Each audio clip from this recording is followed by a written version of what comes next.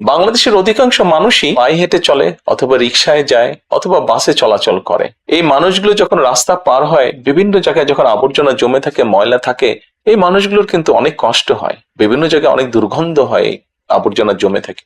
তবে আমরা যদি সকলে মিলে একটু সচেতন হই, আমরা যদি নিজেরা সচেতন হই, যত্রতত্র যদি আমাদের ব্যবহারকৃত আবর্জনাগুলো যদি যত্রতত্র আমরা না ফেলে দিই, আমরা যদি একটি নির্দিষ্ট জায়গায় এই আবর্জনাকে জমা করি এবং নির্দিষ্ট উপায়ে যদি এটাকে পরে ধ্বংস করি, তাহলে যেমন আমাদের পরিবেশটি ভালো থাকবে, ঠিক একইভাবে আমরা আমাদের পরিবেশটাকে সুন্দরভাবে রাখতে পারবো।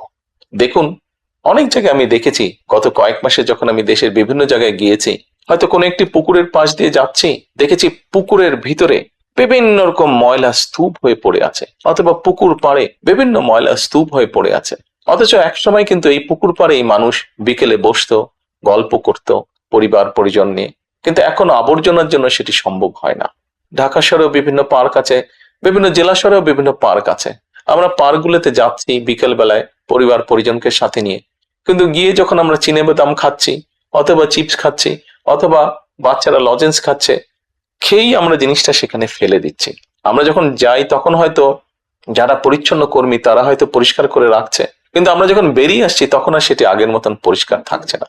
কিন্তু যদি যে পরিষ্কার থাকতো, আপনি যদি পরিষ্কার করে রেখে আসেন, আপনার পরবর্তীতে যে যাবে সেও সেই পরিচ্ছন্নতা, সুন্দর পরিবেশটি উপভোগ করতে পারবে। কাজে আসুন না, আমরা যদি আজকে থেকে প্রত্যেকে সচেতন হই, আমাদের হাতের আবর্জনা বা ব্যবহারকৃত আবর্জনা যদি নির্দিষ্ট জায়গায় সুন্দরভাবে আমরা গুছিয়ে ফেলি, তাহলে ধীরে ধীরে হয়তো আমরা আমাদের এই বাংলাদেশটাকে আবর্জনা মুক্ত করতে পারবো, সুন্দর একটি পরিবেশ গড়ে তুলতে পারবো।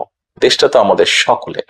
আমরা সকলে মিলে যদি চেষ্টা করি, সকলে মিলে যদি একটু একটু করে করি, তাহলে আমরা বড় কিছু করতে সক্ষম হব। প্রিয় দেশবাসী, আপনাদের কাছে আজকে এই সহযোগিতাটা আমি চাইছি। আমরা সকলে মিলে আসুন, চেষ্টা করি আমাদের দেশটিকে পরিষ্কার সুন্দর রাখতে। আমরা সকলে মিলে চেষ্টা করি আমাদের পরিবেশটিকে সুন্দর পরিষ্কার রাখতে, যা নিশ্চিত করবে আমাদের আগামী দিনের বংশধরদের জন্য একটি সুস্থ দেশ, সুস্থ পরিবেশ।